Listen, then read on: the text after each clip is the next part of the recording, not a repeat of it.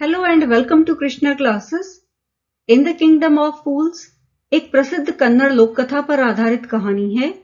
इस कहानी को समझने के लिए अलग अलग कैरेक्टर्स राजा के दरबार में आकर प्रश्नों के उत्तर देते हुए जो कुछ कहते हैं उस पर और घटनाओं के क्रम पर ध्यान देने की जरूरत है। आइए गुरु और चेले की इस मनोरंजक कहानी को पढ़ें। मूर्खों के राज्य में राजा और उसका मंत्री दोनों ही मूर्ख थे। वो अन्य राजाओं की तरह चीजें नहीं चलाना चाहते थे, इसीलिए उन्होंने डिसाइड किया कि वो रात को दिन और दिन को रात में चेंज कर देंगे। उन्होंने ऑर्डर दिया कि हर किसी को रात के समय जागना है और अंधेरा होने के बाद ही सारे काम करने हैं और जैसे ही सूर्योदय हो सो जाना है। जो भी राजा की आज्ञा नहीं मानेगा उसे मृत्युदंड दिया जाएगा। मौत के डर से लोगों ने वही किया जो उनसे कहा गया। राजा और मंत्री अपने प्रोजेक्ट की सफलता के कारण बहुत खुश थे। एक दिन एक गुरु और उसका चेला नगर में पहुंचे।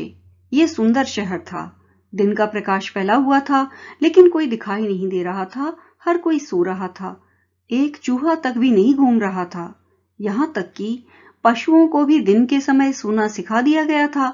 दोनों अजनबियों ने अपने चारों ओर जो कुछ देखा उससे वो आश्चर्यचकित हो गए और शाम तक शहर में घूमते रहे। तब अचानक ही सारा शहर जाग उठा और अपने रात के कामकाज में जुट गया। दोनों लोग भूखे थे। अब जबकि दुकानें खुल गई थीं तो वो कुछ खाने पीने का सामान या ग्रोसरी खरीदने के लिए गए। उनको ये देखकर के बड़ा आश्चर्य हुआ कि हर चीज का दाम बिल्कुल एक समान था और वो था एक डुड्डू। चाहे वो चावल खरीदें या फिर केले, हर चीज की कीमत एक डुड्डू ही थी। गुरुजी और उनके शिष्य खुश थे। उन्होंने पहले कभी ऐसा नहीं सुना था। वो खाने की सारी चीजें सिर्फ 1 रुपये में खरीद सकते थे। जब वो खाना पका और खा चुके, गुरु ने महसूस किया कि ये तो बेवकूफों का शहर है और उनके लिए यहाँ ठहरना ठीक नहीं होगा।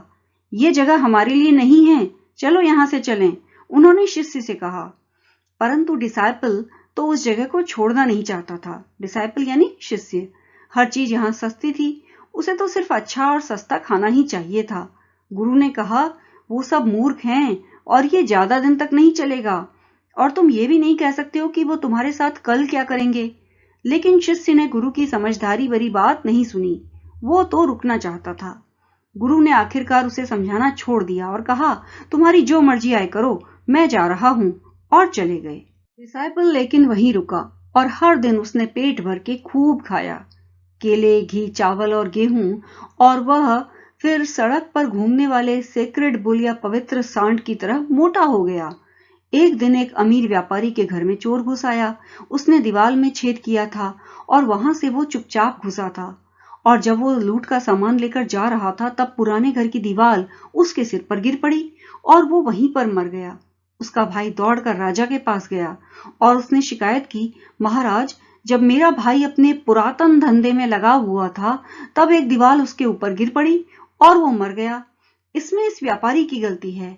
उसने मजबूत अच्छी दीवार बनानी चाहिए थी। आपको उस गलती करने वाले को सजा देनी चाहिए और मेरे परिवार का इस अन्याय की वजह से जो नुकसान हुआ है उसकी भरपाई करनी चाहिए। राजा ने कहा, न्याय होगा, चिंता मत करो, और तुरंत ही उस घर के मालिक को बुलवाया। जब व्यापारी आया तब राजा ने उससे पूछा, तुम्हारा नाम क्या है? उसने कहा, महाराज, मेरा नाम ये है। क्या तुम घर पर थे जब मृतक तुम्हारे घर में घुसा था? हाँ महाराज, वो दीवार तोड़कर घुसा था और दीवार कमजोर थी इसलिए उस पर गिर पड़ी। अपराधी अपना अपराध स्वीकार करता है। तुम्हारी दीवार ने इस आदमी के भाई को मारा। तुमने एक आदमी का मर्डर किया है, इसलिए हम तुम्हें सजा देंगे। उस असहाय बेबस व्यापारी ने कहा, महाराज, मैंने तो दीवार बनाई नहीं थी। वास्तव में तो ये उस आदमी की गलती है जिसने दीवार बनाई थी। उसने दीवार ठीक नहीं बनाई थी। आपको सजा उसे देनी चाहिए। वो कौन है? महाराज, ये दीवार मेरे पिता के समय पर बनाई गई थी। मैं उस आदमी को जानता हूँ। अब वो बूढ़ा व्यक्ति है और पास में ही रहता है। राजा ने अपने मैसेंजर्स को उस ब्रिकलेयर को लाने के लिए भेजा जिसने दीवार बनाई थी। वो उसको हाथ और पैर बांध करके ले आए। अरे क्या तुमने इस आदमी के पिता के जमाने में इसकी दीवार बनाई थी? जी महाराज, मैंने बनाई तो थी। तुमने ये कैसी दीवार बनाई थी? वो एक गरीब आदमी के ऊपर गिर पड़ी और वो मर गया। तुमने उसका मर्डर किया है, इसलिए तुमको मौत की सजा दी जाएगी। इससे पहले कि राजा उसे मृत्युदंड का आदेश दे, उस बेचारे ब्रिकलेयर ने विनती की, महाराज, अपना आदेश देने के पहले मेरी बात सुने। ये सही है कि ये दीवार मैंने बनाई थी और ये ठीक नहीं थी, पर ऐसा इसलिए हुआ क्योंकि मेरा दिमाग उस समय अपने काम में नहीं लग रहा था। मुझे वो नर्तकी या डांसिंग गर्ल अच्छी तरह से याद है जो सारा दिन अपनी पायल छनकाते हुए सड़क पर आती जाती रहती थी, और मैं अपनी आंखें या दिमाग उस दीवार पर स्थिर नहीं रख पाया जिसे मैं बना रहा था। आपको उस नर्तकी को बुलाना चाहिए। मैं जानता हूं कि वो कहाँ रहती है। तुम ठीक कह रहे हो, मामला गहराता जा रहा है। हमें इसकी तह तक जाना पड़ेगा। ऐसे जटिल मामलों को सुलझाना आसान नहीं होता। वो नर्तकी जहां भी कहीं हो उसे बुलाओ।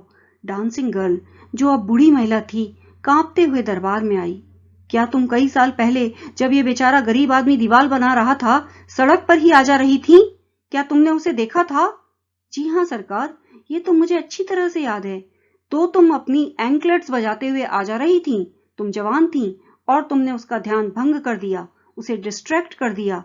इसलिए उसने खराब दीवार बनाई। ये दीवार एक गरीब चोर पर जा गिरी और उसकी मौत हो गई। तुमने एक निर्दोष की हत्या की है। तुम्हें दंड देना ही होगा। उसने 1 मिनट के लिए विचार किया और कहा, रुकिए महाराज, मुझे अब ध्यान आया कि मैं उस गली में किस लिए आ जा रही थी। मैंने एक गोल्ड स्मिथ को अपने लिए कुछ गहने बनाने के लिए सोना दिया था। वो एक लेजी स्काउंड्रल या आलसी बदमाश था। उसने बहुत सारे बहाने बनाए, कहा कि वो अब देगा तब देगा, और इस तरह वह पूरे दिन यही कहता रहा। मुझे दर्जनों बार उसके घर आना जाना पड़ा। तभी इस ब्रिकलेयर ने मुझे देखा था। सरकार, ये मेरी गलती नहीं है, ये तो उस दुष्ट सुनार की गलती है। बेचारी ये महिला बिल्कुल ठीक कह रही है। राजा ने गवाह की बात को ध्यान से अपने दिमाग में विचारते हुए सोचा। अंततः हमने वास्तविक अपराधी पकड़ ही लिया। उस सुनार को पकड़कर लाओ, जहां भी छुपा हो, तुरंत लाओ। राजा के कानून अधिकारियों ने गोल्ड स्मिथ को खोज लिया, जो अपनी दुकान के कोने में छुपा हुआ था। जब उसने अपने विरुद्ध लगाए गए आरोपों के बारे में सुना, तो उसके पास भी सुनाने के लिए एक अपनी कहानी थी। हुजूर, वो बोला, मैं एक गरीब सुनार हूँ। ये सच है कि मैंने इस लड़की को बार बार अपने घर आने पर मजबूर किया था। मैंने उससे कई बहाने बनाए थे, क्योंकि मैं उसके जेवर बनाने का काम अमीर सेठ का ऑर्डर फिनिश करने के पहले नहीं कर पाया। उनके यहाँ शादी थी और वो इंतजार नहीं कर सकते थे। आप तो जानते ही हैं कि धनवान व्यक्ति कितने अधीर होते हैं। वो रिच मर्चेंट कौन है जिसने तुम्हें इस बेचारी औरत के आभूषण बनाने से रोका, उसे बार बार सड़क पर चलने के लिए विवश किया, जिससे गरीब ब्रिकलेयर का ध्यान दीवार बनाते समय हट गया और उसने खराब दीवार बनाई, जो एक भोले भाले आदमी पर गिर पड़ी और वो मर गया। क्या तुम उसका नाम बता सकते हो? सुनार ने व्यापारी का नाम बताया, और वो कोई दूसरा आदमी ना होकर जिस घर की दीवार गिरी थी उसका मालिक ही था। राजा ने सोचा, न्याय का ये मसला तो पूरा गोल चक्कर घूम करके वापस उसी व्यापारी पर पहुंच गया था। जब उसको फिर से बड़ी निर्दयता पूर्वक वापस दरबार में बुलाया गया, तो वो चिल्लाते हुए आया, ये मैं नहीं, बल्कि मेरे पिता थे जिन्होंने ज्वेलरी का ऑर्डर दिया था। वो तो मर चुके हैं और मैं बिल्कुल निरपराध हूं। लेकिन राजा ने अपने मिनिस्टर को कंसल्ट किया और फिर निर्णय सुनाया। ये सही है कि तुम्हारे पिता ही वास्तविक मर्डरर थे, पर वो मर चुके हैं और उनकी जगह किसी को तो पनिशमेंट मिलना ही चाहिए। तुम्हें अपने क्रिमिनल पिता की हर चीज विरासत के रूप में मिली है, उनकी दौलत भी और उनके पाप भी। मैंने जब तुमको पहली बार देखा था, तभी मैं समझ गया था कि तुम ही इस भयानक अपराध की जड़ में हो। तुम्हें तो निश्चित तौर पर मरना ही होगा। और राजा ने फांसी के लिए एक नया स्टेक तैयार रखने का ऑर्डर दे दिया। स्टेक यानी सूली। और जब सर्वेंट्स ने स्टेक को नुकीला बनाया और उसको क्रिमिनल को फांसी पर चढ़ाने के लिए तैयार किया, तब मिनिस्टर के दिमाग में ये बात आई कि अमीर व्यापारी तो ठीक तरह से सूली पर चढ़ाए जाने के लिए फिट नहीं है, क्योंकि वो बहुत दुबला पतला है। तो उसने राजा से ये बात कही, और इस बात को सुन करके राजा भी चिंता में पड़ गया। उसने कहा, अब हम क्या करें? तभी अचानक उसके दिमाग में ये बात आई कि उनको तो सिर्फ इतना ही करना था कि एक इतने मोटे आदमी को ढूंढना था जो सूली पर बिल्कुल फिट हो जाए। तो पूरे शहर भर में सर्वेंट्स को भेज दिया गया एक ऐसे आदमी को ढूंढने के लिए जो स्टेक पर फिट हो सके। और तब उनकी निगाहें उस शिष्य पर पड़ी जिसने महीनों तक केले, चावल और गेहूं और घी खा करके खुद को खूब मोटा तगड़ा कर लिया था। उसने कहा, भाई मैंने क्या गलत किया है? मैं तो इनोसेंट हूं, मैं तो एक सन्यासी हूं। हो सकता है तुम्हारी बात सच हो, पर राजा का आदेश है कि हमको एक इतने मोटे आदमी को ढूंढना है जो स्टेक पर फिट हो जाए। उन्होंने कहा और वो उसे फांसी की जगह पर ले गए। तब उसको अपने विद्वान और समझदार गुरु के शब्द याद आए कि ये तो मूर्खों का शहर है, तुम नहीं जानते कि वो आगे चलकर क्या करेंगे। जब वो मौत का इंतजार कर रहा था, तब उसने अपने दिल में गुरु से प्रार्थना की कि वो जहां कहीं भी हों उसकी पुकार सुन लें। गुरु ने सब कुछ एक निगाह में देख लिया। उनके पास मैजिक पावर थी, वो दूर तक देख सकते थे और वो भविष्य, वर्तमान और भूतकाल में भी देख सकते थे। वो तुरंत अपने शिष्य को बचाने के लिए उसके पास आ गए, जिसने अपने आप को सिर्फ खाने के लालच की वजह से इतने बड़े झंझट में फंसा लिया था। जैसे ही वो पहुंचे, उन्होंने अपने डिसाइपल को डांटा और उससे फुसफुसा कर कुछ कहा। फिर वो राजा के पास गए और उन्होंने राजा से कहा, ओ सबसे बुद्धिमान राजा, बड़ा कौन है, गुरु या शिष्य? निश्चित रूप से गुरु, इसमें कोई शक नहीं है। आप क्यों पूछते हो? तो फिर पहले मुझे फांसी पर चढ़ाओ, मेरे बाद मेरे शिष्य को फांसी पर चढ़ाना। जब शिष्य ने यह सुना तो वो समझ गया और चिल्लाने लगा, आप मुझे पहले यहां लाए थे, मुझे पहले मृत्युदंड दीजिए, उसको नहीं। गुरु और डिसाइपल अब इस बात पर झगड़ने लगे कि पहले कौन फांसी पर चढ़ेगा। राजा उनका ये व्यवहार देखकर उलझन में पड़ गया। उसने गुरु से पूछा, तुम क्यों मरना चाहते हो? उसको तो हमने इसलिए चुना क्योंकि हमें एक मोटे आदमी की जरूरत थी फांसी पर चढ़ाने के लिए। गुरु ने कहा, आपको मुझसे ऐसे प्रश्न नहीं पूछने चाहिए, फांसी पर पहले मुझे चढ़ाएं। क्यों? यहां पर कुछ रहस्य है। आप एक समझदार व्यक्ति हो, इसलिए मुझे समझाओ। क्या आप वादा करोगे कि पहले मुझे फांसी पर चढ़ाओगे अगर मैं आपको बता दूंगा तो? गुरु ने पूछा। राजा ने उसको वचन दे दिया। गुरु उसे एक किनारे पर ले गए ताकि नौकर इस बात को ना सुन पाए और उन्होंने फुसफुसाते हुए राजा से कहा, तुम जानना चाहते हो ना कि हम अभी क्यों मरना चाहते हैं? हम दोनों ही। हम पूरी दुनिया में गए हैं, पर हमें आज तक ऐसा शहर या आप जैसा राजा कहीं नहीं मिला। ये जो फांसी की सूली है, ये गॉड ऑफ जस्टिस की सूली है। ये नई है और इस पर आज तक कोई भी अपराधी नहीं चढ़ा है। जो भी इस पर पहले मरेगा वो इस देश के राजा के रूप में जन्म लेगा और जो उसके बाद फांसी पर चढ़ेगा वो भविष्य में इस देश का मंत्री बनेगा। हम अपने सन्यासी के जीवन से तंग आ गए हैं। अपने जीवन को राजा और उसके मंत्री के रूप में कुछ समय तक एंजॉय करना अच्छा लगेगा।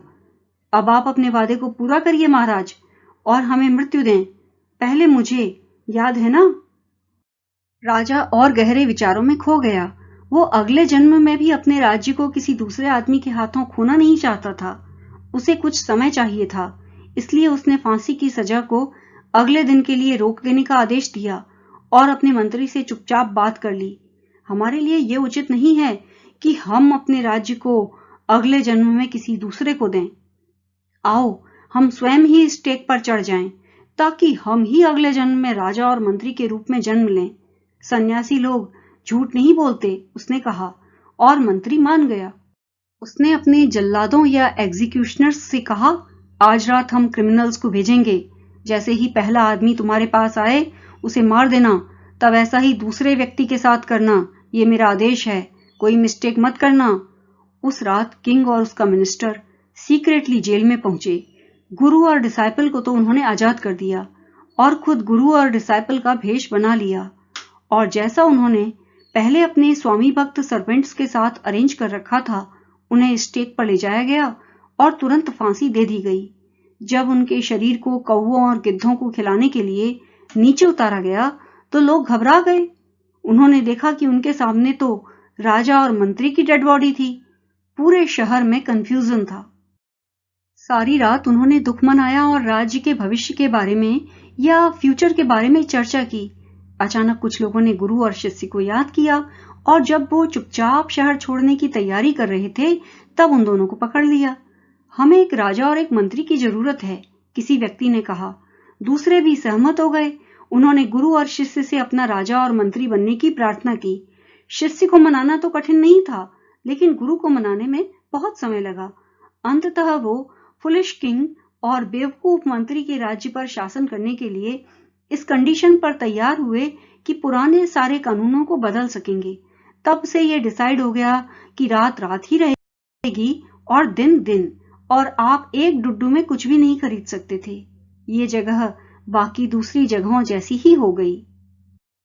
थी ना ये एक मजेदार कहानी। अगर आपने इसको ध्यान से सुना होगा तो अब आपको कहानी का प्लॉट या कहानी की स्टोरी लाइन तो बिल्कुल क्लियर हो गई होगी। और इस स्टोरी में बहुत हार्ड वर्ड्स कोई है नहीं, इसलिए अब अगर आप इंग्लिश चैप्टर को ध्यान से पढ़ेंगे तो आपको चैप्टर बिल्कुल पूरी तरीके से क्लियर हो जाएगा।